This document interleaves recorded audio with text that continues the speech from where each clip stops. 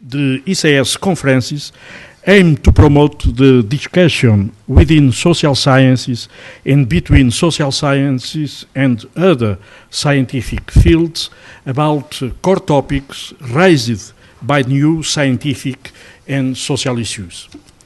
Past conferences discussed diverse topics like the interface between Darwin and social sciences, the Republica and the social utopia, the borders of reason, and last year, the asymmetries and contrasts in the Portuguese society. Today, from different disciplinary approaches, we will discuss a major issue of our societies, rights and inequalities. The dissociation between the extension of social rights and the increasing of social inequalities constitute a problem involving not only national factors, but also European and global constraints, and requires a broader and new analytical perspectives and a deep collaboration between sciences. I am sure that the conference will be stimulating and will open new research avenues. Thank you very much. Muito obrigado pela vossa presença.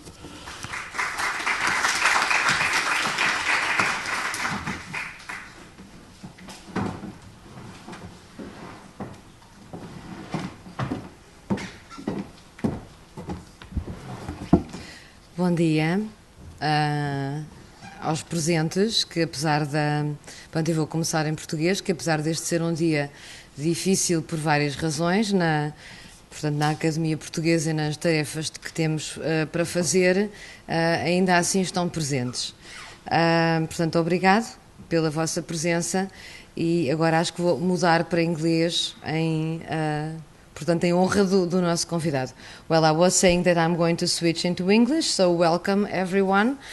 And, well, before introducing our guest speaker for this morning, Professor Göran Therborn, I would like to start by kind of making a very short introduction and maybe explaining why this topic was chosen for this conference and why I think it's important to have an academic debate around rights and inequalities. So I'm going to read, because those who know me know that I'm not very good with time management. And anyway, I just would like to say a few words precisely about the choice of the topic that we are debating today. I think that discussing rights and inequalities is quite an obvious theme, and I think that all of you would certainly agree that it's quite obvious. It's quite an obvious choice when we think that it was made against the background of the social, political, and economical situation that we are living today in Portugal and elsewhere. This is not, however, in this conference, and the idea is not just to foster a debate centered on the Portuguese case or the crisis, for instance, of southern European countries, but rather the main aim and the intention behind the choice of the topic was to broaden the debate around some key problems that we, as social scientists and also as citizens, have to deal with and cannot ignore. Crisis, in a way, and this is my perspective, became a sort of a buzzword. And being a buzzword, it also needs a great deal of rethinking through the lens of various concepts and of various disciplines. And I think we need to address, rethink, and even criticize and perhaps even redefine what we mean with the term crisis. In sum, what it's really at stake when we talk about financial, social, cultural, and so forth crisis. And for that purpose, notions such as equality and inequality, justice or rights are center stage, of course. And as I hope, it will be quite evident throughout the day. And, well, in this line of inquiry and debate, we can think about three main things: paradoxes, challenges, and even alternatives. And firstly, paradoxes, because the paradigms, for instance, whether the welfare state or the neoliberalist views of economy and society and so on, that have been a kind of a constituent of modernity, are changing and being reshaped by a number of processes, including conflict, the re-emergence of class as a key analytical concept, the expansion of inequalities which are on the rise, to domains other than the economy, and so forth. And these processes are central, in my view also, to the understanding of change in and beyond Europe. I don't think we must center the debate only in Europe, because the world has become global and the centers of power and production are shifting and imposing, in a certain way, the reshaping of old categories of thought. And having said that, secondly, challenges are also important as an umbrella term, because as we face an unequal world, we must also seek to understand the combinations of structural mechanisms and historical contingencies, forms of agency and regulation that generate, reproduce, and challenge inequalities and disparities. This implies incorporating various subfields and an interdisciplinary view of things, as has been tried to be done today, at distinct local and international levels, as we all know. And also, from this perspective, we are in the need to further develop theoretical perspectives that might critically explain inequality and disparity, as, for instance, national power structures and processes have been altered by globalization, and global structures of power, prestige, wealth, and income. Such ongoing and novel reconfigurations of inequality at different levels, times, and spaces are thus a central question which I hope will be brought into the table today.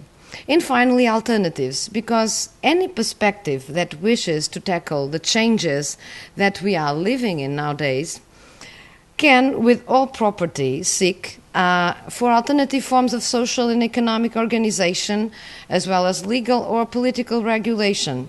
This does not entail, from my perspective, any utopian view, but rather an inquiry into the foundations of a critical project that might question the current status quo.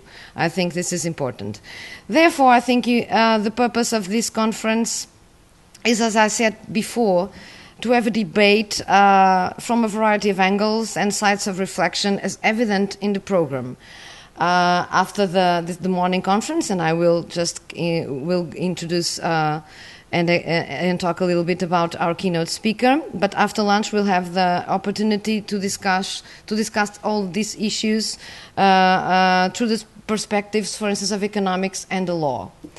And finally, we'll have a closing session that will also approach the issues of austerity, inequalities, and rights. And finally, on a brief note, I would like also to thank Amnesty International Portugal, which was cooperative with us and mainly in the dissemination of this conference, which is also, I think, it's an important fact. And after this brief, perhaps not so brief introduction, but it was to explain the spirit of this conference. I would like to say that I'm really honored to introduce our keynote speaker for the opening session, Professor Göran Therborn. He's well known from many of us, and we really enjoy having him in Lisbon, so thank you so much for coming here. As you have in the program, in his short biography, he's Professor Emeritus of Sociology at the University of Cambridge, where he still teaches part-time. And he's also an affiliated professor of sociology at Linnaeus University, hope I've said it right, in Sweden, and multiple doctor honoris causa. He's also the current editor-in-chief of the Journal of the European Sociological Association, European Societies, and is a member of a number of several international scientific advisory boards and fellowship programs. And I would like to add that he has a vast a number of publications that you can find, for instance, in his website. I cannot talk about all of them, but they are really significant. And his last book that I have here, it's not yet for sale, but it will be soon. It was published in October, and it's very important, The Killing Fields of Inequality, because it presents us, it offers us with a very interesting comparative perspective precisely on the rise of inequality. So I'd like to end this short presentation by saying that Professor Therborn has made significant contributions to the social sciences, not only sociology in a strict sense, and on a variety of areas, as his work covers a wide range of domains, from inequalities, as you have seen, to, for instance, critical reflections on modernity, to just give you some brief examples. I think he is exemplary in showing us a relevant and fruitful form, at least in my perspective, of combining academic excellence with critical engagement and thinking.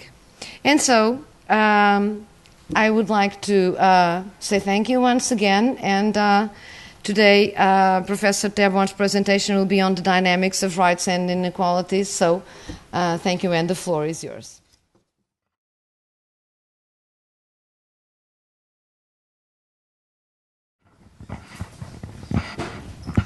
Well, good morning, everybody. Must say I'm very happy to be here, both because of the city, of the weather, and of the collegial warmth which I have already encountered here. I know, I mean, that this is only the sunny part of the current Portugal and current Lisbon. I'm well aware of the dark sides of it as well, which I think will be brought up in the course of the day.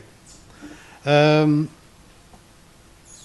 his introduction, I mean, Professor Vala referred to the interdisciplinary interest of this topic, and I think that's something which I, as a sociologist, would underline very much, because it's a striking omission in the history of sociology that inequality has always, until next year, has always been off focus of sociology.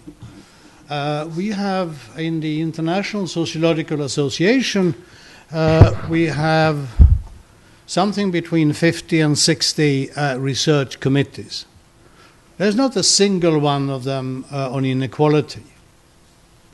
There is something with the strange name of social stratification, which is something which is a term originally borrowed from geology by Pitirim Sorokin in the late 1920s, and which is the not the only, but the perhaps the best sort of surrogate for a research committee on inequality.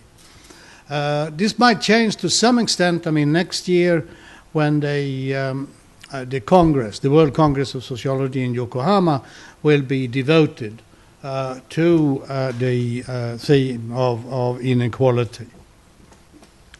But also, I mean, if we think of theoretical developments in the last generation, say the last, well, I think we'll have to go back, I mean, the last 40, 50 years, we will notice that the main theoretical inputs into hard thinking about inequality has come from outside sociology.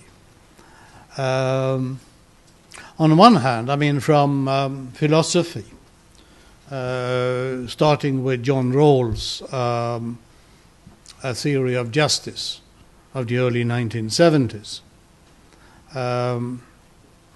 which never had, I mean, any practical impact, but spawned a very lively theoretical and very sophisticated theoretical debate, but primarily among moral and political philosophers. The next major, I think, theoretical step, I mean, was taken in the late 1990s when Amartya Sen, who is primarily, of course, an economist and a Nobel laureate of economics at that, but is also, or at least was, very much also a philosopher, gave a lecture with the title Inequality or What? Which really sort of opened up, a new vista on thoughts on inequality. And his so-called capabilities approach, which I will come back to later today, has then, among other things, generated the Human Development Index, or indices, because now there's a whole family of them developed by the United Nations Development Program. Okay, so much for the preliminaries and homages to the great giants on whose shoulders we are all sitting. Now,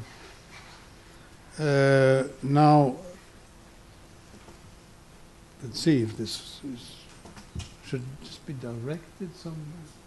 Oh, here. No, that's too fast. Yeah. So, in the beginning of history, there was no inequality, but there was no equality either.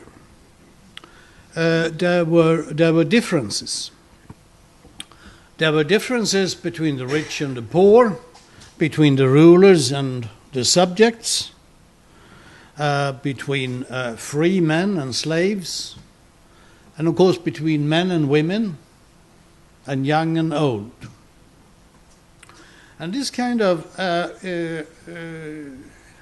focus on differences and the relationship between differences and inequality is something we should thank the second generation of radical feminism for, particularly the Anglo-Saxon branch of it, which deliberately broke with the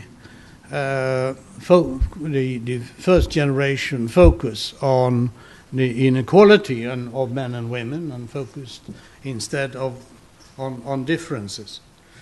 Now, there was implicit in this feminist discourse, I should say, a different egalitarian version or vision, and we'll come back to that. But for the moment, this attention to the relationship between difference and inequality was something which was brought to the surface by the feminist critique. And it's still with us today and so on. Perhaps not so much in feminist, but in global social studies. In many parts of the world, it's still a controversial issue whether the relative positions of men and women are due to differences between men and women, or whether they are due to inequalities of men and women. So this is not an academic debate. It's very much also a political one. And here we can see, how political movements and political debate can and should enrich theoretical thought. So this leads us, to a very important theoretical question, which is, what is the difference between difference and inequality? Well, they have one thing in common. They both refer to dissimilarities between two things, two phenomena, two groups, two what have you. But then they differ in three decisive respects. One of them, I think we could, with Sofia's introduction, refer to as a paradox, which is that inequality presumes some kind of commonality between the unequals. To take a famous metaphor from the feminist movement, there is no real inequality between a fish and a bicycle. There is a difference, but not much of an inequality, because there's no commonality between the units. And that was, the reason why in historical societies and in historical social and political philosophy, for instance, in Plato and in Aristotle, there was no inequality. Because, quite obviously, there are free men and there are slaves and there are Athenians and there are foreigners or barbarians. And that's as natural as there are men and women and young and old. So inequality presupposes, some kind of commonality between the unequals. And secondly, a difference is something always given. It can be, and that was of course the traditional concept, it can be given by God. And it's still there in many religious fundamentalists about the God-given differences between men and women, for instance. But it could also be a difference which is inherent in nature, in all kinds of secularized moral philosophies, from Confucianism and onwards. And nowadays, a difference is primarily something chosen. It's a style. Somebody, like to prefer a certain kind of music and the clothes and sort of habitus which goes with that, and other people, chose another lifestyle. Or some people chose a homosexual lifestyle, and other people chose a heterosexual one. It's a choice between different styles. Inequalities are socially constructed. They're not given. Anybody who brings up the issue of inequality is actually questioning a social construction and is beginning to scrutinize a social construction. And thirdly, inequality, those of us who are concerned with it and who work on it, and social scientists, should be very explicit about it. Inequality is a normative concept. It's something, which can be studied and should be studied empirically, analytically, objectively, but it's intrinsically a normative concept. To talk about inequality means that we think that there is some kind of basic equality which has been violated. Whereas a difference is not something, which is normative. Very often, it does have a kind of subjective preference. Okay, my lifestyle, I prefer a certain kind of diet or a certain kind of drink, and you may prefer another one. Okay, that's fine. And the difference is therefore an ancient concept which has always been there when in humanity, and when human beings have thought about and discoursed about their society. Whereas inequality is a modern concept, and inequality presupposes. Here we have another paradox. Inequality presupposes equality, because inequality means a violation of equality, an absence of equality. So where did equality come from which we then later on learned about inequality? Well, there were three ways, I think, in which the idea of equality developed historically. One was the equality of citizens, which is a very European phenomenon in its elaborated form, and goes back to the Greek polis, and was later taken up, not only by the Roman Republic, but also by the Roman Empire. So there were citizens, but there were also foreigners, and there were slaves. In the Roman Empire, there were citizens and there were provincials, who were sort of conquered subjects.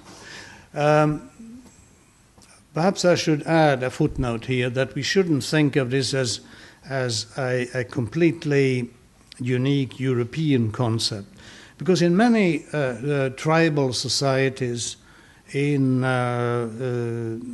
instance, or rural societies, clannish societies, there was something similar, although there was no discourse of citizenship, but there was a notion of free men, free adult men, of the clan, of the tribe, and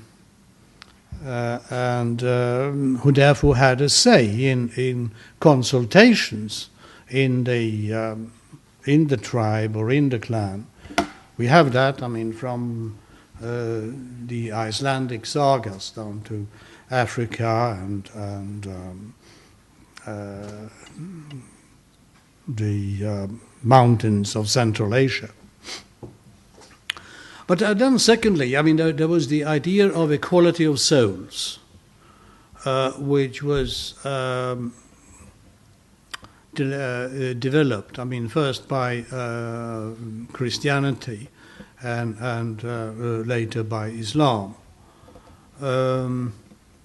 Although we should be aware of, this equality of souls it basically referred to an equal right to a world beyond this, whether it was paradise or purgatorium or hell or what have you. It didn't have much effect, on this worldly relations, although it wasn't quite insignificant either. It was a major historical event, as many of you know very well, of course, that the theological disputation in Salamanca in 1566 came to the conclusion that Indians have souls, and that had certain effects. On the Spanish, and for that matter, I suppose also the Portuguese empires in the Americas. But on the other hand, it didn't mean that neither Christianity nor Islam, was against slavery, for instance, or other sort of brutal forms of inequality. So this equality of souls had a potential, but it was for a long time dormant. And the same thing was the idea of equality of citizens, because there were always foreigners and slaves and what have you.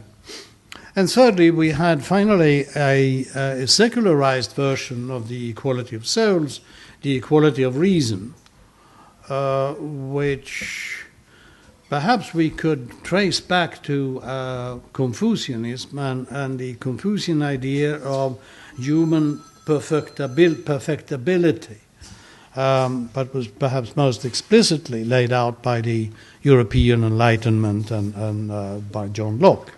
Although, of course, this equality of reason, again, excluded women, excluded servants and workers, and, of course, so-called savages. But nevertheless, I mean, here we have a certain pedigree for the idea of equality. Then, where did inequality come from? The discovery, the invention of inequality, the violation of equality. Well, first, equality had to be established as a norm. And this was done by the American and French revolutions of late 18th century. We have this ringing declaration of the American Declaration of Independence. We hold this truth to be self-evident, that all men are created equal. Now here we have, and you had a similar formulation in the French Déclaration des droits de l'homme et du citoyen. The kind of equality which the American founding fathers implicitly and the French much more theoretical or much more reflexive political theorists like CS, for instance, had in mind was an equality of civic rights and of civic equality. CS explicitly said, I mean, that this doesn't mean, of course, that we have an idea that all men are or should be equal with regard to wealth and property and status and so on. I mean, that's obvious and so on. I mean, these are wealth, property, income, status are differences, like there are differences between men and women and young and old. But nevertheless, I mean, the norm of civic rights and civic equality had been established there. One of the most thinking or reflexive sort of American intellectuals at the time of the American Revolution, Noah Webster, wrote already in 1787 that the equality which the United States of America claimed to stand for requires an equal distribution of landed property. Equality of property is the whole basis of national freedom, Webster wrote in 1789. And that was, of course, I mean, something which very soon became clear that there was no equality of property. On the contrary, there was a massive expansion of propertylessness. So this was one reason, I mean, how inequality was discovered. The French very liberal and right-wing economist Sismondi suddenly realized in 1819 that industrial capitalism had arrived and that it was an enormous violation of civic equality. He referred to the cruel sufferings of manufacturing workers.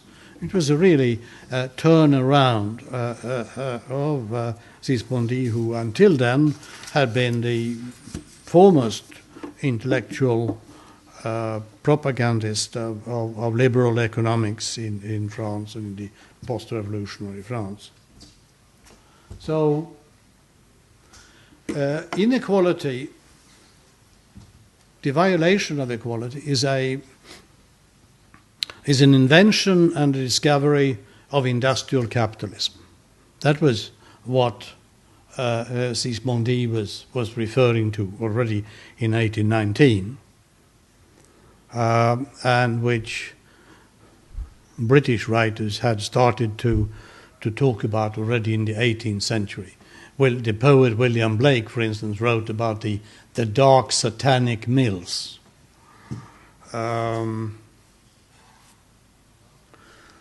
There was also one other very important experience in the invention and the discovery of inequality, which was imperialism, and which was racist imperialism. That kind of racist imperialism, I mean, was there already in the old Spanish and Portuguese empires, and that's why, I mean, the banner of the Hispanic Revolution in banner of independence in Hispanic America, I mean, was so full of hatred against the Peninsulares, the native-born Spanish. But this kind of racist imperialism deepened and worsened in the course of the 19th century. And then it hit upon, I mean, the colonized peoples all over the world. And there you had, I mean, the contradiction between which the young, ambitious men and women of the colonies soon learned, I mean, who studied in metropolitan universities or in missionary schools and learned about the discourses of the Enlightenment, of self-determination, of nation, fatherland, and all that, and so on, and at the same time encountered, I mean, the racist discrimination.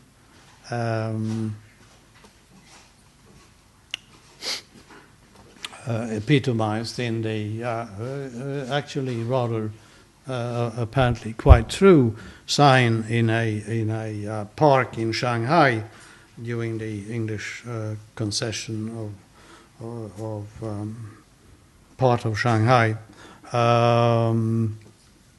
No dogs and no Chinese into the park.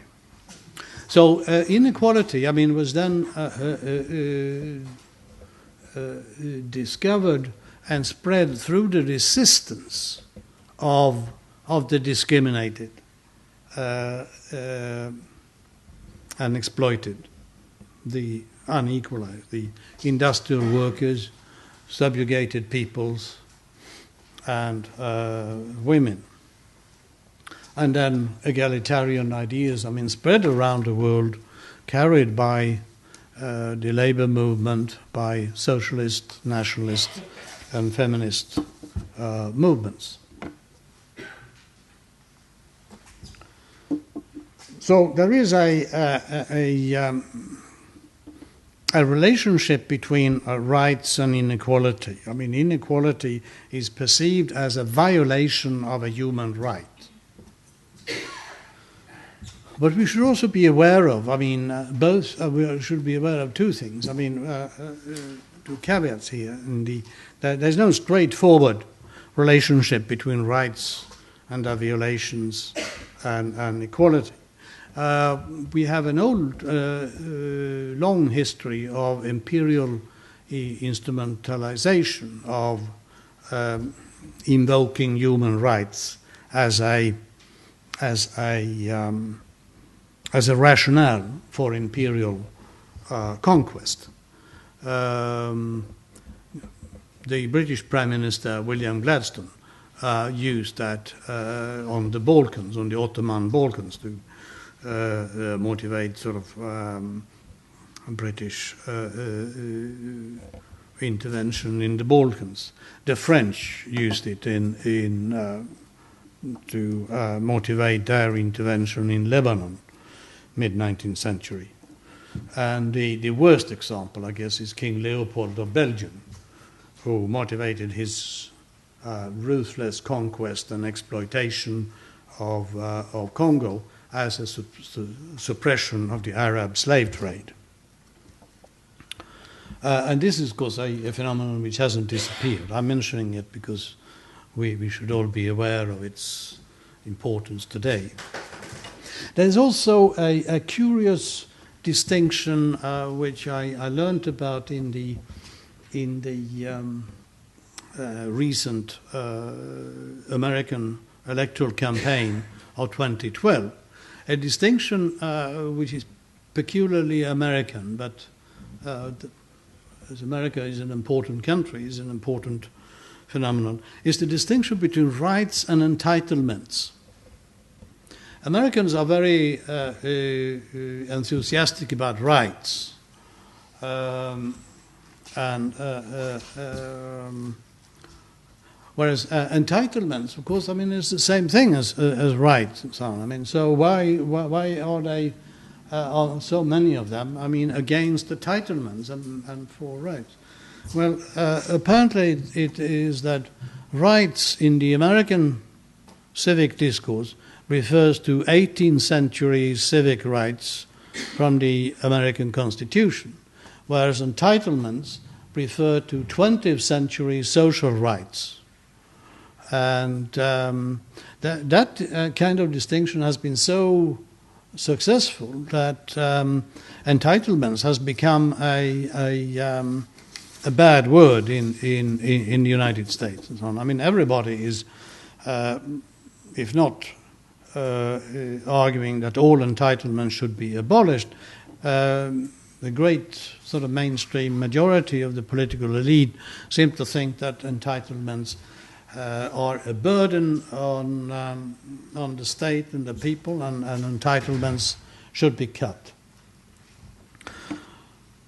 So there is the different dynamics of relationship between rights and inequalities. Now, there is the question which Amartya Sen raised 25 years ago: inequality or what? The background to that, of course, is that, I mean, we are all, in one sense, I mean, looking out here and so on, we are all different, we are all unique, we are all individuals, but also, I guess, in this assembly at least, not in all assemblies I've talked to, but in this assembly at least, we all agree that in some basic sense we are all equal. So there is a question, I mean, equality of what, and inequality of what? Now, I think the best answer to this, or sort of, or the best opening of a further development, a further discussion of this, was given by Sen in his argument that what really matters, I mean, is the an equality of capability to function fully as a human being. And we may perhaps add, at a given historical level of human development, because what it requires, a kind of equality of functioning today, is different from what it was, say, in the days of Rousseau. I have then tried to specify this into three kinds of inequalities, or for that matter, equalities as well, which goes back to another question which Sen has raised. What does it mean to be a human being? If we're talking about, I mean, human beings have a right to be equally capable of functioning fully at a given state of historical development. We have to have an idea of what does it mean to be a human being. And I would argue that we are three things, all of us, each of us. We are all organisms, having bodies susceptible to pain, suffering, and death, but also capable of development, of pleasure, of happiness. Secondly, we're also persons, meaning, I mean, that we live our lives in context of meaning, of recognition, respect, and freedom, or their opposites, inequality. This thing about persons, I mean, the importance of it is very well illustrated by a fact from Canadian political history. According to the British North America Act, which was the Canadian Constitution, people could be nominated to a Senate. I mean, there was no House of Lords in Canada, but there was and still is, I think, a Senate, which then the people could be nominated then, and then they would be appointed by the Crown or the government. In the early 1920s, some radical people, women by the way, nominated a woman to the Senate. And this created, I mean, quite a judicial quandary. Are women persons or not? Well, in all the instances of the Canadian courts, the decision was no. Women are persons insofar as property and penalties go, but they are not persons with respect to rights, and therefore a woman could not be nominated to the Senate. This was later reversed by the Privy Council in London, and is now the object of a nice piece of commemoration outside the Canadian Parliament in Ottawa. But there you have an illustration of the importance of being recognized as a person. And thirdly, we are also actors. And as such, we have to have resources to reach our aspirations, our aims. Or we may have them frustrated, we may be out of resources, we may be poor. So this leads to what I would call three kinds of equality. Vital inequality, which we can measure empirically in terms of life chances. Well, most directly we can measure it in terms of life expectancy. For some countries in Europe, for instance, another very good measure was what people in social medicine call health expectancy, which means the number of years you can be expected to live without any severe illness. In poor countries where, I mean, perhaps we cannot calculate the life expectancy, infant mortality or child mortality rates are very good measures of vital inequality. And then secondly, I mean, we have the equality or inequality of persons, which I think we should call existential inequality, which refers to the capability of persons to act, which means the allocation of autonomy or degrees of freedom, and means a recognition and respect as persons. And this is something, I mean, which operates on a number of levels, I mean, from handicapped people, ethnic minorities, underclasses, women, children, etc., and so on. And thirdly, we have the more familiar distributive pattern of resource inequality, which we most often, I mean, measure in terms of income, but which could also be measured in several other ways, and is not only the basis of actors or capitals, as is now supposed to be called in the economic invasion of social science discourse, social capital, human capital, whatever, but is also maybe a question of access. Of access to water, to clean air, etc.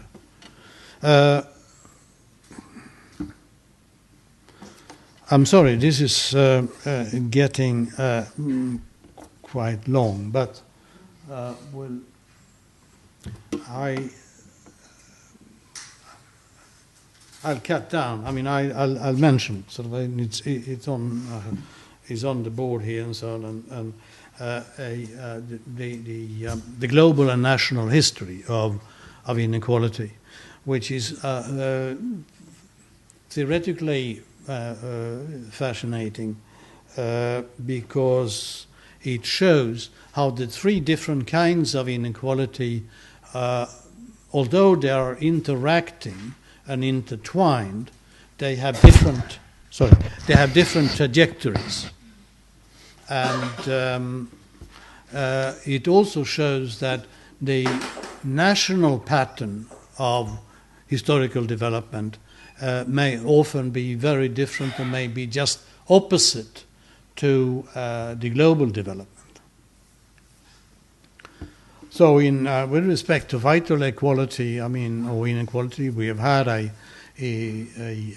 major process of equalization in the last 60 years, since around 1950 or the end of World War II, whereas in national terms, the relative risk of dying prematurely, or the risk of getting serious illness, there has been no equalization between classes inside nations of the countries for which we have data, which are basically Western Europe and the United States. And in some cases, it has actually got worse, in the UK, for instance. But I think I'll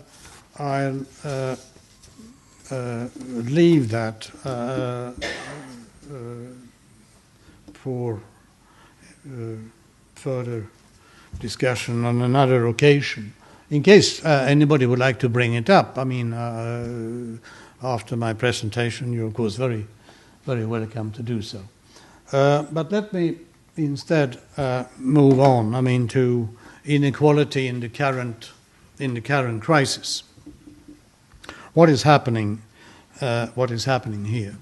Well, one of the things which hasn't been noticed very much, unfortunately, neither in social nor in political discourse, is that the social gaps of life expectancy are increasing in a number of countries.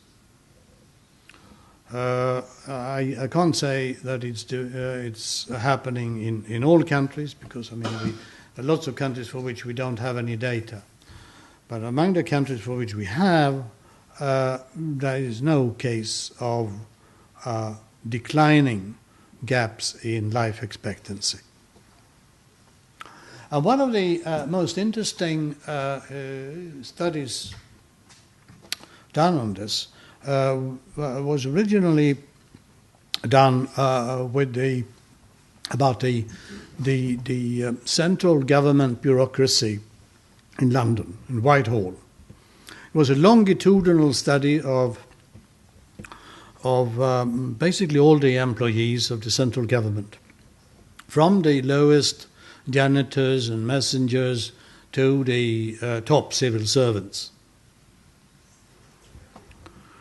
This has then been replicated. This was done in the 80s and 90s. It has been replicated in the first years of this century. And it has also been replicated in the city of Helsinki, a study of city employees, and also in the early 2000s, and secondly thirdly, in a prefecture of Japan, provincial government. Now, we should notice here, that these are all people who are full-time employed and have a good sort of public sector job. And the very conscientious researchers have controlled for their so-called lifestyle, meaning they have control for obesity, for smoking, and for alcohol.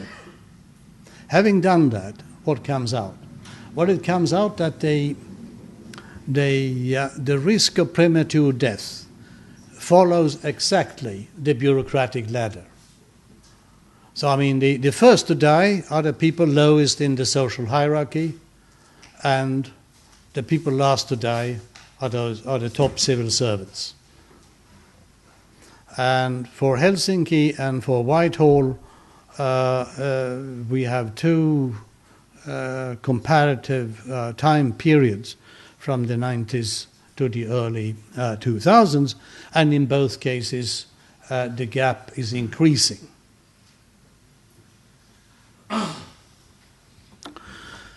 We also have a phenomenon which is a new phenomenon, I think, which is that the life expectancy of the poorest, the most disadvantaged sectors of the rich country populations is actually declining in absolute terms. Not only, I mean, is the relative gap increasing, but for some sectors, life expectancy is actually, life is actually getting shorter.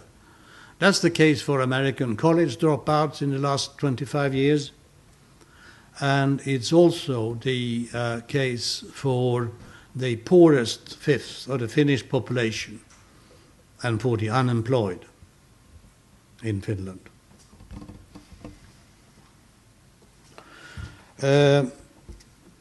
Now, these tendencies, I mean, were there already before the current crisis. What has happened in the crisis, well, we all know, I mean, there has been a healthcare disaster in Greece, which a former colleague of mine in Cambridge, David Stackler, has looked at. Now, it should be noticed, I mean, that before the crisis, Greece was, for some mysterious reason, in some ways, I mean, the healthiest country of Western Europe, or of Europe, because in Eastern Europe, all Eastern Europe is unhealthy. But there have been quite severe effects of the austerity policies on healthcare in Greece.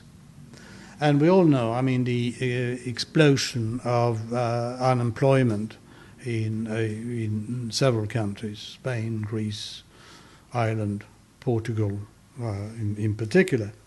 And we do know, I mean, from previous longitudinal, very carefully designed studies taking care of the possible effects of bias of self-selection, that unemployment kills. Now, currently the European Union has about 19.5 million officially unemployed. Now, how many people, how many of them will die a premature death because of that? Nobody knows. But from the previous studies we have, we can say with some confidence that probably thousands will die. Probably many more than died in the 9/11 attack on the World Trade Center in New York. And many more, probably tens of thousands, will have their health impaired because of this. Children of the unemployed will have their development, both physical and mental development, stunted. So it's really a very dire consequences. And unfortunately, I mean, the crisis discourse, the general civic and political crisis discourse so far has paid very little attention to what has happened to vital inequality. Portugal might be an exception. We'll see that later on, whether that's the case. But in other respects, the picture is somewhat different. With respect to existential inequality, we have had, I mean, over the past 30 or 40 years, a major wave of equalization in the world, particularly in gender relations, but also a dismantling of institutionalized racism.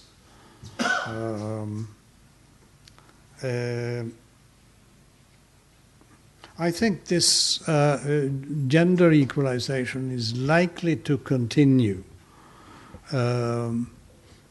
Although, I mean, we also know, I mean, that wide gaps in both in employment and in pay remain between men and women, which means that in terms of income, resource inequality, women are still very unequal to men.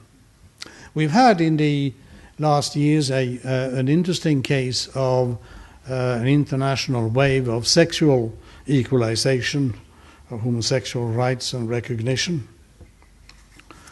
But we have also had, particularly in the European Union, the rise of new ethnic stigmatizations of the Roma in particular, but to some extent, I mean, poor immigrants in general. With respect to resources and income inequality, we have had dramatic increases of inequality in Spain and Greece. Not so much in Portugal, although, I mean, there's no reason to be very satisfied with that. I mean, before the crisis, as you know, I mean, Portugal was the most unequal country in Europe, west of Russia. Now that position has been overtaken by Greece and Spain. And these are figures, I mean, which go up to the end of 2012, and the crisis is far from over.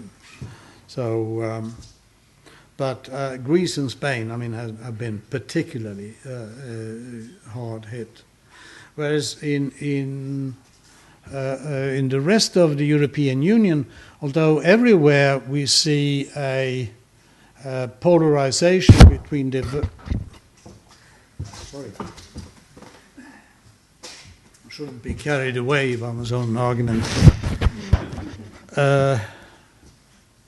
We see almost everywhere, I mean, a polarization between the very rich and the rest of the population.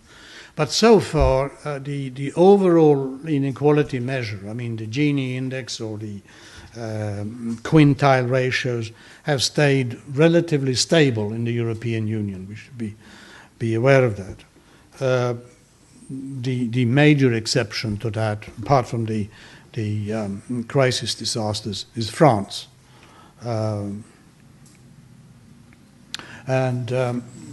In the UK, we just have a recent officious report showing that the cuts of social services and social benefits in Britain and the tax changes are hitting hardest the poorest quintile, followed by the next poorest quintile. So that's sort of conservative policy in hard statistical evidence. I should mention another thing which hasn't come out perhaps that much again in general discourse of effects of the crisis, and that's the generational gap between people of my generation or slightly younger and the people born in the 1970s and later. That gap is deepening. On the whole, although, I mean, there have been pension cuts and there have been protests against that, but on the whole, I mean, seniors have weathered the crisis rather well and also increased their rate of employment. Whereas is the young generation, I mean, which have been hit, I mean, particularly hard And we have these absolutely incredible figures of youth unemployment, of more than half of youth in Greece, Spain and Croatia, and more than a third in a whole generation in Portugal, Italy and Slovakia. And it was evident already before the crisis that the cohorts born in 1975 and later are facing lower economic life chances than their parents. And it's particularly pronounced in France and Italy and Spain. The friend and colleague of mine who has made this study didn't have access to any Portuguese data. So, I mean, somebody here might be able to provide that. Okay, now I have to make a happy announcement. I mean, this is the last slide which is now coming. The future of inequality.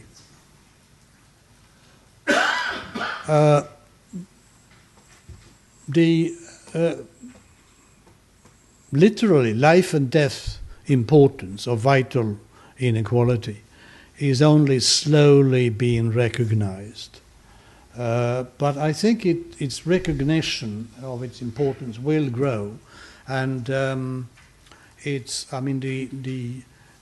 frontier between social science and medicine is now, one of the hottest research frontiers in the social sciences. So lots of studies are being made, and hopefully, they will bring into public focus the importance of the length or the shortening of life or of health or of disease. Existential equalization, I think, will continue. I think there are difficult times ahead for patriarchy and misogyny. What we might discern, or what we are discerning, and what might be consolidated, is a new kind of existential inequality, referring to an underclass of lazy people, dysfunctional families, and so on. You have a good example of that in Charles Murray's analytically very interesting book, Coming Apart. But the whole book is blaming the victims. It's the poor blue collar workers, who have themselves to blame. Although he has a particular twist to it, they have become so lazy and dysfunctional because they listen too much to the counterculture of the 1960s. It's a sort of a very peculiar sort of conservative, but the main thing is that these people are really sort of beyond rescue. So we may have a new kind of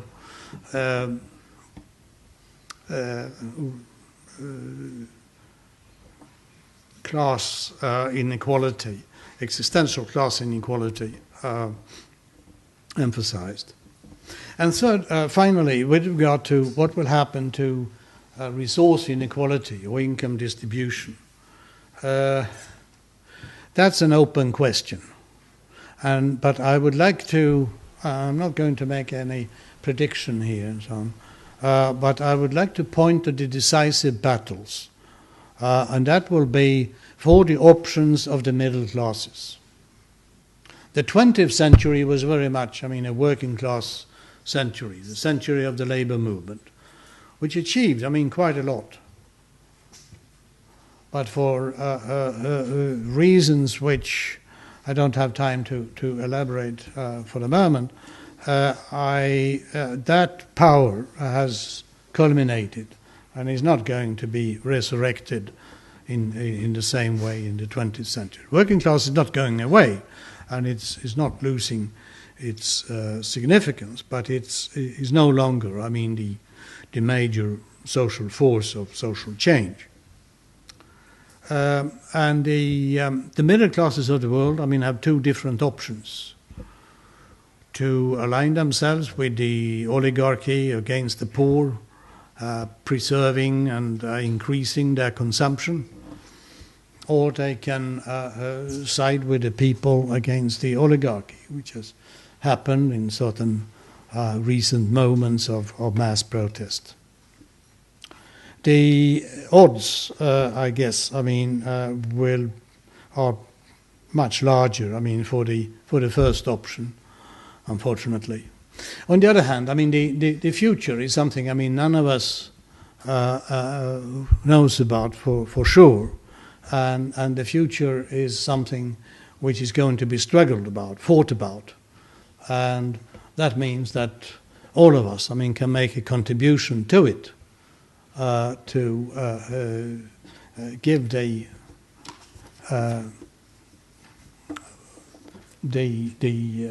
social battles of the future and a more egalitarian outcome. The world will need that, I think. Thank you.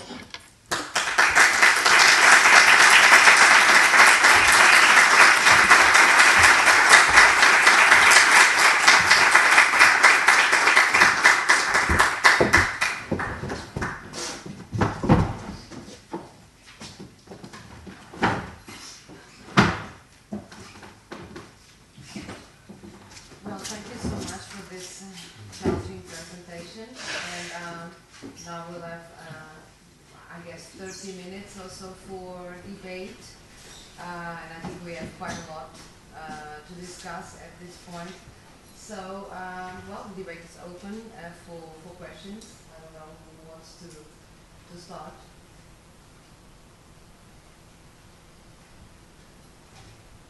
Oh, okay. Anna, please. Yes, thank you for the presentation. I have two questions about your department starting points, theoretical starting points. The first one, I was a little bit surprised with the statement that in pre-modern societies there was no inequality. Perhaps I didn't understand very well, but there were differences between, in your words, between rich and poor, free men and slaves, men and women, young and old, but not inequalities. And I think I do not agree very much with this idea, because I think that precisely all the items you associated with inequality were there. Take the gender relations or the generational relations. I didn't find commonalities between these unequals. They were socially constructed. They were normative concepts. And so, how do you? Perhaps it would be good for us if you explain a little bit more about this difference you make, this opposition you make between non-modern and modern societies. Now, another thing is that you speak about inequality without mentioning the concept of power. Why? For me, it is almost, I can't say that because I'm a sociologist, but a natural association. But don't you think that you would have to take this concept? Thank you. Well, very. Okay. Well, I don't know if you want to answer now or if you will kind of more 2 or 3 questions, another more 2 questions. I don't know. You answer. Okay. I don't know if anyone else wants to follow this line of reasoning. And yes. Yes, the issue was already taken by Hannah.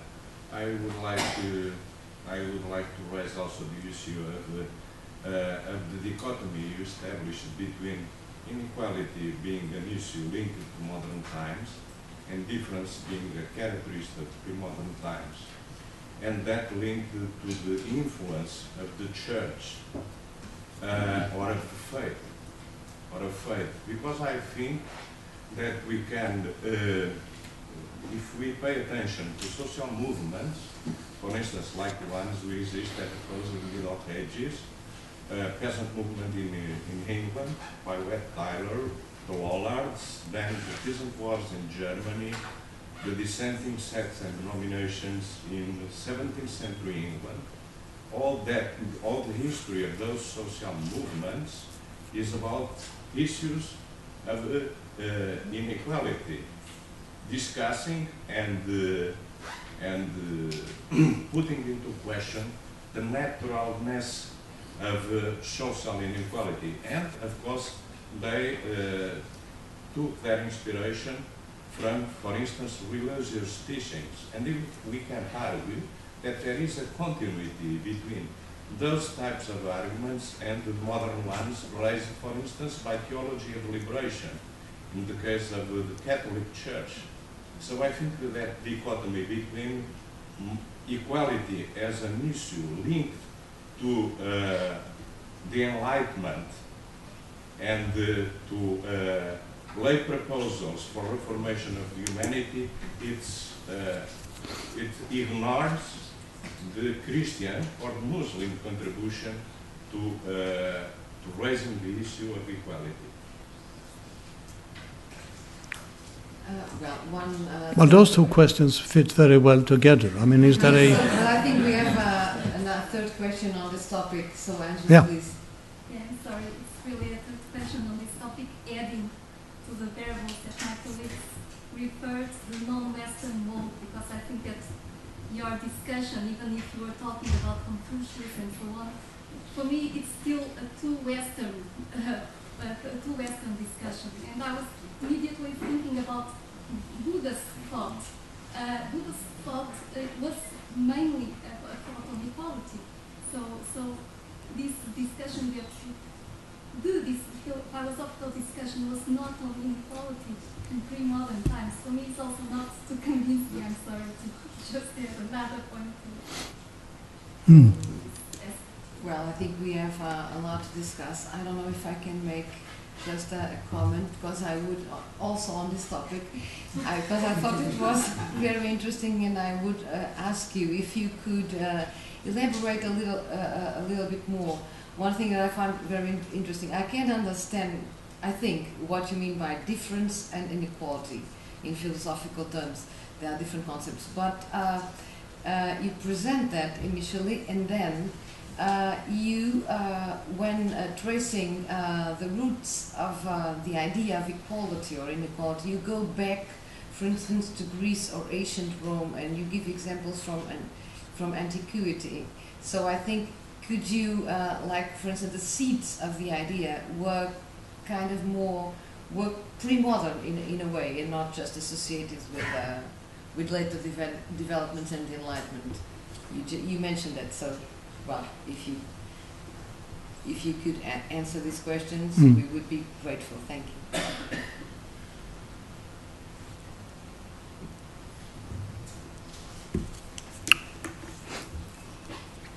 Yeah, well, this is a set of important questions I often encountered when I presented this idea. I should start by saying that when I said, I mean, that inequality is a modern concept, I was meaning exactly what I was saying. I mean that meaning that it's the discourse of inequality, or the use of inequality as a concept, is a modern phenomenon, and that's what I wanted to bring out, and that's important because it's true that from our perspective today, I mean, the world or humanity has always been unequal. But I think it's important, I mean, to grasp why did it take so long for inequality, I mean, to become an issue and to become something which there was a discourse on society. And that's, I mean, if you go back, I mean, to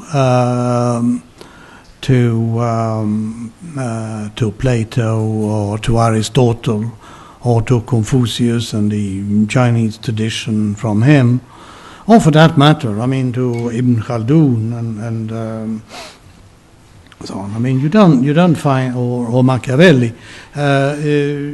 You may find, I mean, an awareness of the differences between people, and also an awareness that these differences shouldn't be too large, because that would create some problems for the polity, for power. But I mean, there's no discourse on inequality, and the reason for that is that there was no explicit idea of equality. And to the extent that there was in antiquity, as you very rightly pointed out, I mean, a seeming contradiction in my argument there. So, I mean, this kind of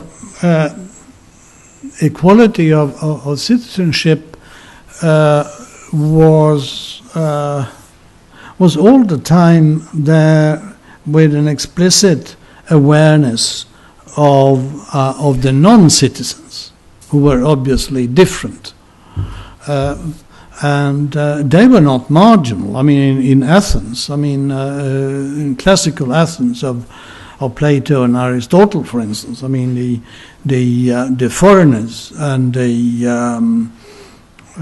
which included, I mean, the foreign-born and the slaves. I mean, the majority of the population.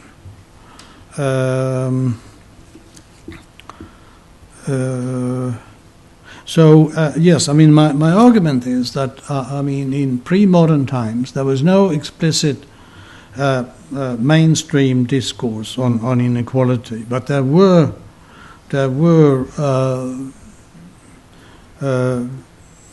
seeds or sort of latent elements of egalitarianism, which propped up later on, and also in the dissident peasant movements. You're right in pointing to that, but I don't think you are quite right in saying that it was the influence of the church. I mean, it was because these people, I mean, were dissenters. They were heretics, and they were crushed, of course. I mean, by an alliance of lords temporal and lords spiritual,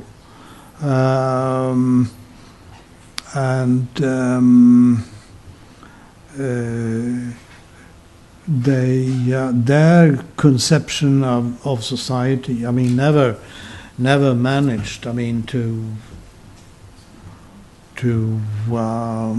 occupy the mainstream of society. I mean, there were moments of heresy, and there have been throughout the history of, particularly of Christianity. I mean, there have been lots of moments and movements of heresy, and they've all been crushed and then forgotten and so on, and then dug up later on by modern historians.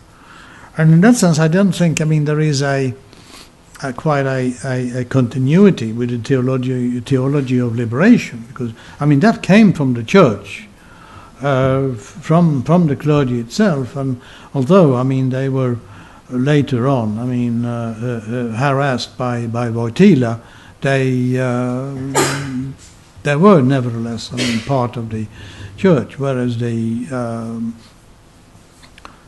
peasant movements of late medieval Britain or Renaissance Germany and so on, I mean, they were excommunicated and crushed with the blessing of Luther and of the Catholic.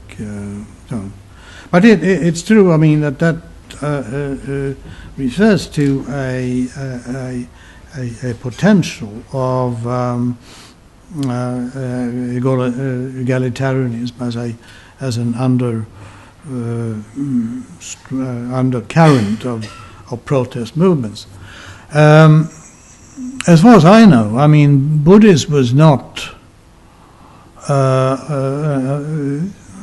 has not, I mean, been very much concerned, I mean, with this worldly equality. It was, I mean, classical Buddhism, I mean, was against, I mean, everything of this world and so on. I mean, and the idea, I mean, was to withdraw from it and to seek an enlightenment, I mean, beyond this world. Later on, I mean, like the Buddhism did have a latent egalitarian potential, as was shown, I mean, in India in the mid 40s, when B.B. Ambedkar led the movement against so-called untouchability and the Hindu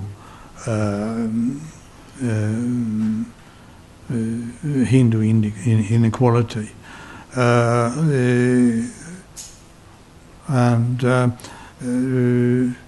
but as far as I know, although I'm not claiming to be a Buddhist scholar, as far as I know, until that time, Buddhism, I mean, was not an egalitarian force. And when it spread, I mean, to Southeast Asia, for instance, I mean, in the what would be the 8th and the 9th centuries, Christian era, it spread together with Hinduism, and so on, a kind of Hindu-Buddhist amalgam spread with Hinduism providing the kind of the ritual and the legitimacy of kingship, and Buddhism a kind of more quietist faith for the population, and there was certainly no, I mean, egalitarian impetus in Buddhism at that time. So then, well, the question about inequality and power. Well, I did mention, I mean, power as a resource, but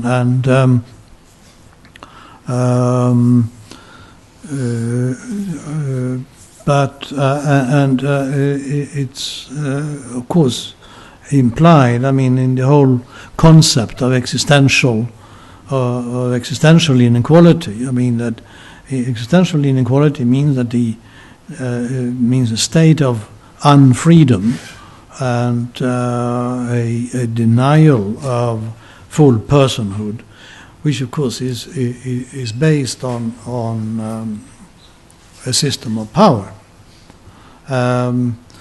But I was, I mean, I thought, I mean, I had quite a complex configuration of variables to present without having to go into the mechanisms of inequality, which is something I've also written about, and the processes of inequality. And that, of course, I mean, you have to deal with power. I've also been wrestling, I mean, with the very difficult issue of how do we measure inequality of power? And so far, I mean, there are no very good measures of this. Some political scientists who have been looking into this in recent times, they've used, I mean, rather trivial variables like electoral participation rates and certain other sort of electoral data without, which are not insignificant, but certainly don't really capture, I mean, the dimension and all the important dimensions of power. Okay, I think I've tried to answer as best as I could. I mean, important questions raised. So now for another round. Thank you. As in history, conferences are always unexpected, so we had a discussion about Buddhism and inequality. Well, I think we have time for an extra round of questions. Pedro? There is this argument according to which this all is happening in the Western world because of globalization, in the sense that it's putting together a society which is more developed, societies that are more developed with societies that are less developed. So there is a kind of convergence of these two kinds of societies. I wonder whether you agree with that argument. And in order to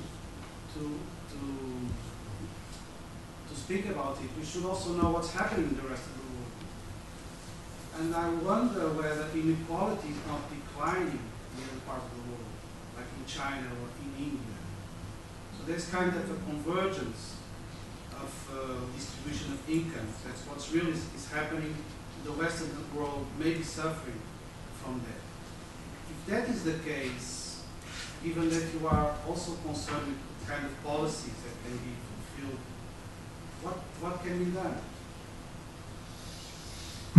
Well, before answering, Okay. I think we have quite a lot of people want to make questions. I know Renato, I think, and there are 2 questions over there. Please. I would like to make a question related with this idea of unemployment becoming a source of vital inequalities, which is interesting as an idea that unemployment kills. Of course, we don't have data so far in Europe to demonstrate this, but I think that this idea that unemployment is becoming a kind of structural variable for studying inequality, it's very interesting. Another source of inequality, mainly among young people, is precarious labor precarity. It's known the relation between precarity and mental health and so on. My question is, do you think that there are new forms of inequality produced by this relation between unemployment and precarity? And this it's new sources of inequality produced by this kind of relation. You had a question also? Yes. Thank you for your presentation. I'm looking to your 2 decisive options of the middle class. I'm looking to your conclusion, and I want to ask you if you find some phenomenon in today's world where the middle class are with the oligarchy against the poor, or when the middle class are with the people against the oligarchy. Can you find some current examples of these decisive options? We still have 2 more questions. Okay. Do you want to answer to these 3? No, we can take. You okay. can take another 2. Okay. Yeah. And Milka, please. Thank you for a very interesting presentation. I like the way you tried to bring 3 different streams of literature on inequality in one single construct. That's quite a challenge. I'm just wondering about the processes. I think this is a bit in line with Pedro's question. The process behind the production of inequality. If you're talking about resource inequality, it's issues of redistribution, right? If you're talking about issues of recognition, then you're talking about cultural processes of recognition. Those are quite different processes of producing inequality in society. But then my question goes, what presumably the processes behind vital inequality are the same ones behind resource inequality. If that's the case, is there a sense of why we actually need to differentiate that? Okay. Well, and Pedro, you raised your hand also. Okay. Thank you for your presentation. My question is not so much substantive about the process of inequality, but about sociology. When you said that sociology hasn't really been concerned with this issue, I, as a sociologist, felt, in a way, my identity a bit threatened, probably, because that's not the feeling I have. I do understand what you're saying when you speak about, well, social stratification and all of those modes of thought that still are indebted to Parsons, in fact, before that, to views that are not really critical of the society, but more or less they sustain the idea that social order should be preserved. But there's also a great number of perspectives in sociology which were very in tune with the question of inequality.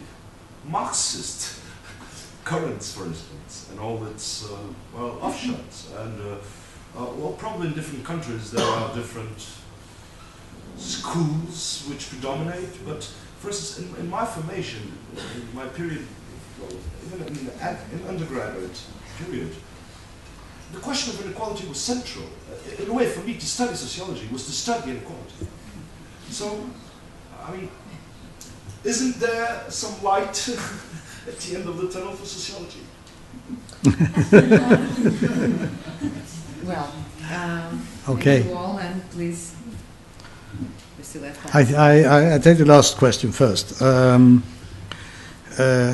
Yes, I mean, you're right. I mean that there have always been currents in sociology interested in inequality, and one of the main attractions of sociology I found is that it's such a wide, open space.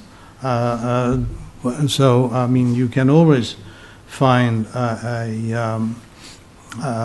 a room for pursuing whatever you're interested in, basically, and which was one of the main attractions. I mean, sociology to me, basically, one could use it as a good base for Marxists, for instance. But you're also right. I mean that there are other non-Marxist traditions in sociology, I mean, which have been very much concerned with inequality. I mean, the American radical tradition, for instance. I mean, the Linds, C. Wright Mills, Bill Domhoff, Eric Wright. That's a whole old tradition. So it was a bit, perhaps a bit sort of unnecessary nest fouling when I criticized it. But it is striking, I mean, that the new theoretical developments are about inequality and relationship between inequality and difference, and between different kinds of inequality and the processes behind, I mean, different kinds of inequality. A very great deal of the input have come from outside sociology, from primarily from philosophy and sometimes from dissident economics and so on. But I don't want to quarrel with you with this and so on. I mean, sociology remains. I mean, it remains my discipline, so, and I'm quite happy working in it. So I'm not sort of attacking it at all. Now, the processes behind vital inequality, well, they are still a bit mysterious. That also relates to your question about precariousness. But we are now, I mean, we, and not in the sense of me and my closest friends, but in terms of the scholarly community in general, are now, I mean, beginning to discover the psychosomatic mechanisms which mediate between experiences of social stress, social humiliation, or social precariousness, that's another version, same thing, and bodily function. And in a layman's language, I mean, it runs is carried by the production of stress hormones in your body. And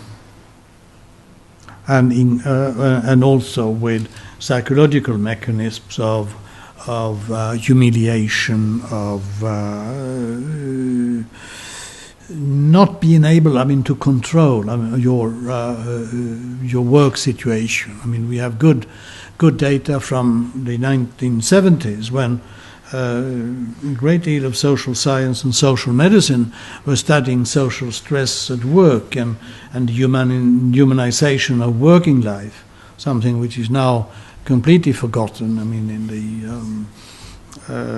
current sort of neoliberal onslaught on labor markets, that we know, from that research, that experiences of on the one hand, a high pressure to achieve, to deliver, and at the same time, an absence of any sense of control, any sense of controlling your work environment, is something which is very nefarious for you and creates social stress. That was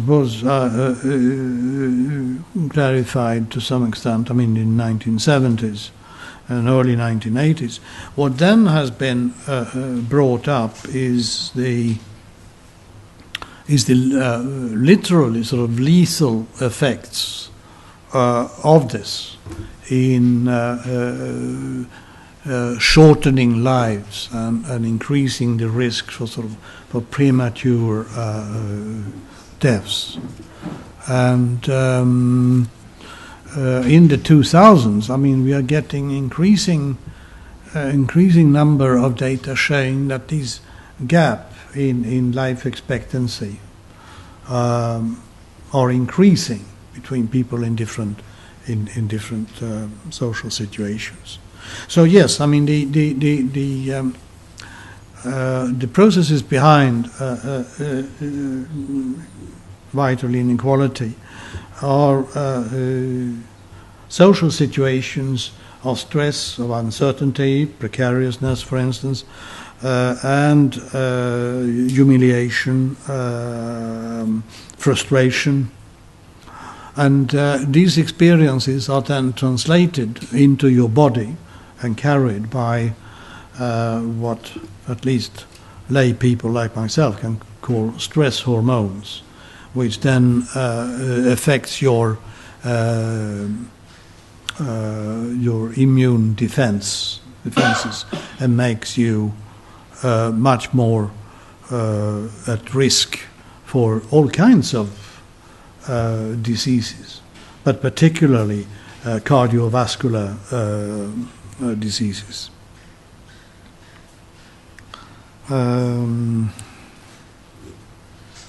that, having said that, that also means that I don't think, that the new precariousness on the labor market is creating new inequalities. They are sort of aggravating, already existing processes of inequality. And they are bringing into one thing, looking at this in a global perspective, what is called, precariousness or precarity or le precariat, as Guy Standing has written about, is the import of what is known in the third world as informality into the rich world.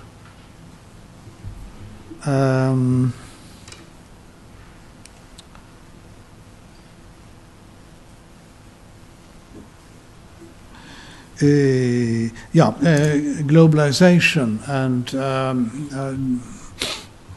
what's happening to different kinds of societies and what is to be done. Well, the latter thing, is a huge issue. Well, what has happened? I don't think it's due to current globalization. I don't think that has had that much long-term effects, long-term historical effects on inequality. What has happened is that a process of deepening international and intercontinental economic inequality, which started in the early 19th century and then accelerated throughout the 19th century and the first half of the 20th century, then stopped around 1950. And why did it stop? Well, not because of globalization, but because of decolonization. That was the time of the Chinese Revolution, and it was the time of Indian independence. Indian economic growth had been negative throughout most of the British Empire period. But once, the British were thrown out, the Indian economy started to grow.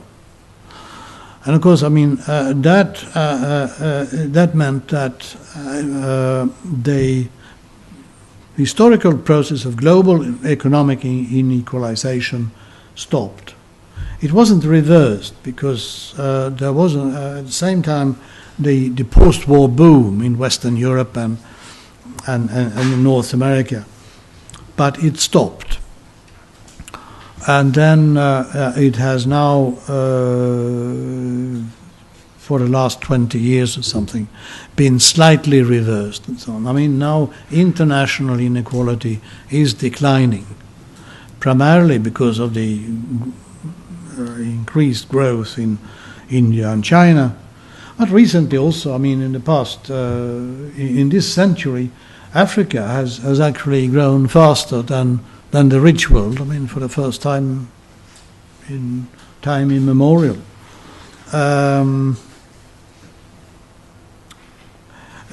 I should hasten to add that this kind of overall diminishing of the gap in the world doesn't mean that the gap between the richest and the poorest countries is closing. On the contrary,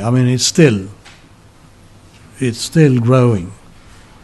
Countries like the so-called Democratic Republic of Congo, or Sierra Leone, or Haiti, are still falling behind.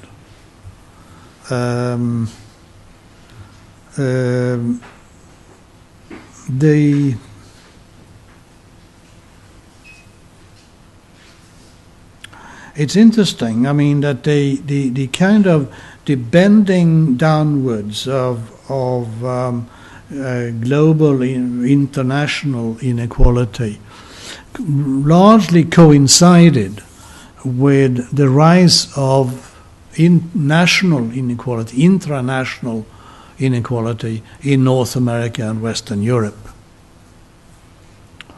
Is there a connection between the two? Well, in my book, I try to argue that connection is very tenuous, and it's not. It's largely coincidental. It would take too much time to develop that argument here, and it's written down. There is another kind of absurd convergence, perhaps, or even over-convergence, if I could say that, because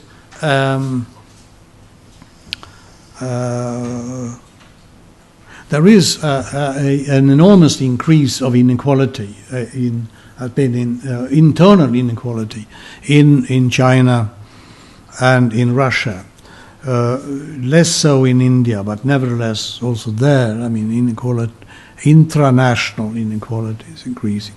So in that sense, you do have a certain convergence between the rich countries and these countries like China, India, Indonesia, and others, where in all of them intranational inequality is growing. Although this is not a fatality. We also had, as you in Portugal, I guess, are well aware of, the interesting fact that in Latin America, and for that matter also in Central Asia, internal inequality is actually going down, although from Andean or Himalayan heights. So there is actually the global pattern of income inequality is quite complex, and although the processes are interconnected and interacting and interlinked, because they produce so different results, there must still be very important intranational processes and mechanisms at work. And what is to be done about this? Well, I don't think I can claim to be, any Lenin. So I think, one thing as scholars, would try to lay bare, this complexity of mechanisms involved. Just to take one example, which struck me in Rio de Janeiro 2 weeks ago, when I looked at some figures of Latin American income development in the last dozen years. It was, you have to think of a graph where you have the deciles, the income deciles, the 10% of the population, different, starting, from the poorest to the richest. Now, from the United States and North American data, we know, that the income growth in North America has gone very steeply from left to right, meaning, that the income of the poor has not increased at all, or even declined, and the further up at the top, the more income has accelerated over the last dozen years, and that's happening also now, after the crisis. But the interesting thing is that in Latin America, with data from Brazil, Argentina, and Mexico, the curve is going absolutely opposite. It's the lowest deciles which have had the largest increase of income, and the top deciles which have had the smallest increase. Now, for the first and second decile, the poorest, 10 or 20%, I think we understand why, and so on. It has to do with this new anti-poverty program, the Bolsa Familia, for instance, in Brazil, which have actually, although it's very small money nationally, has actually, lifted the income of the people in extreme poverty quite well. But what is mysterious is, and which is completely opposite to the North American experience, is why the middle classes have had a slightly better income development in Brazil, Argentina, and Mexico in the last dozen years than the top decile. I asked the Brazilian economist present, whether anybody had any explanation for this, and unfortunately I was met with complete silence. So that's one thing which need to be done. So try to find out how did this happen. About the stances of the middle classes. Well, in terms of standing by the people, we've had a couple of examples. When the Chilean high school students, the Los Pingüinos, and the university students were demonstrating against the commercialization of education. They actually got a large scale support, from the adult middle classes. And you had the experience, which people of my generation never experienced, and so on. That you had radical demonstrations in which you were marching together with your parents. None of us, in 1968, would have even conceived of the possibility of that. But it did happen in Santiago, it did happen in Brazil in June last year, and it did happen briefly in the Arab Spring in Tahrir Square and also in Tunisia. And I think in some of the anti-austerity demonstrations in Greece, in Spain, and perhaps also in Portugal, although so far, I mean, this has only been brief, fleeting moments, we should say, and we shouldn't idealize that and say, I mean, that this is the future and so on. I mean, this is a conceivable future, but it's not quite clear. I guess the best example of how the middle classes are siding, I mean, with the oligarchy against the poor, I mean, is India, where there is a great deal of well, not only of fear, that's one thing, but also of contempt for the poor and disgust for the poor and so on, and a strong sort of tendency to get away from it, and also an interesting authoritarian streak. India is one of the few, perhaps the only country of electoral democracy in which the higher classes vote less, have a lower electoral participation than the lower classes. And the reason for that is that, I mean, they're just fed up, I mean, with this kind of lower castes and lower classes and the special subsidies and favors they get from the clientelistic patronage of the Congress government,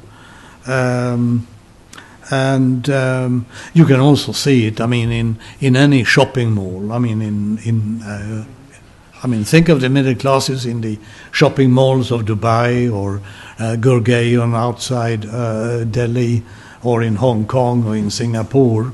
I mean, they're very happy. I mean that they the shopping malls make it even impossible, I mean, for the poor people to enter these malls. So there are examples, I mean, of both stances, and but the future is not here yet. Sort of, I mean, the game is not over. It's on. Well, thank you so much. Well, I guess we could continue this conversation endlessly. It's fascinating. And there's another question just popping up from over there.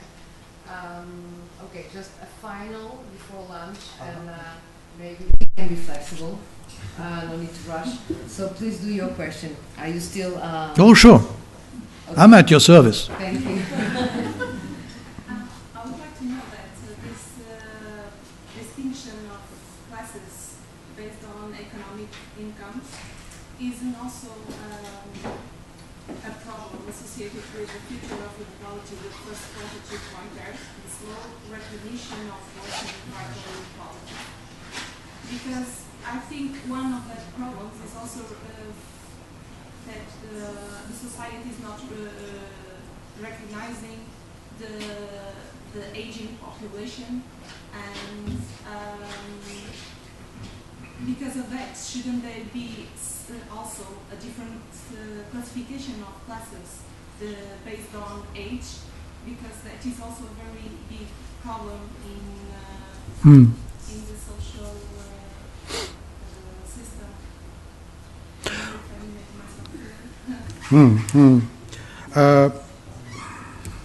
Well, I mean, I did refer to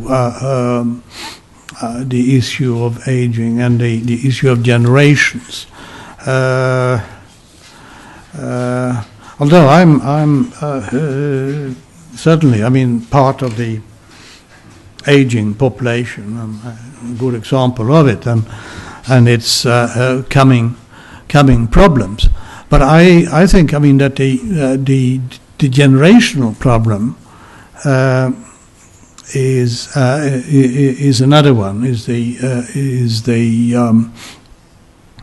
Is the very difficult situation which the young cohorts are facing today, and which the crisis have underlined. I mean, we can expect, I mean, that not everybody, but a good deal of all these 50% or 30% young people, I mean, who are unemployed now, they will be marked for life by this experience and so on, and they will never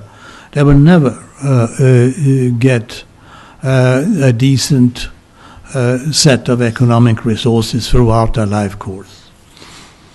And their children and their partners, I mean, will suffer from this throughout their lifetime. So I think that's the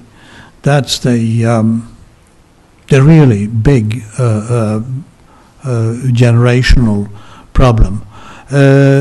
Senior people, I mean, have so far, I mean, been quite able, I mean, to defend their interests. I know there have been pension protests and so on, and pension cuts, but on the whole, and these pension rights are extremely generous by standards of other countries and so on. I mean, so. It's true, I mean, there is an aging problem in the longer run. I mean, when people like me, I mean, can't walk anymore and can't move, and perhaps, I mean, can't even, I mean, take care of our remaining bodily functions, and will be completely dependent on younger people, I mean, to take care of us. And that's certainly a problem. I mean, you might have been thinking of that. Although it's an issue of social solidarity, which of course, I mean, is something which is not very popular these days in mainstream discourse. But it's more an issue of social solidarity and of humaneness, of helping frail people than of inequality of resources. Although one can say, I mean, that the bodily resources, of course, of very old people, I mean, are very limited, if you want to stretch the concept in that direction. But generally, I would say, I mean, that it's important that we look at inequality not just at one point in time, but both over life course of people and how it will be laid out, and in terms of intergenerational and inter-cohort relations. That's a responsibility, I mean, sociologists have to bring into this. It's not quite natural to economists, for instance.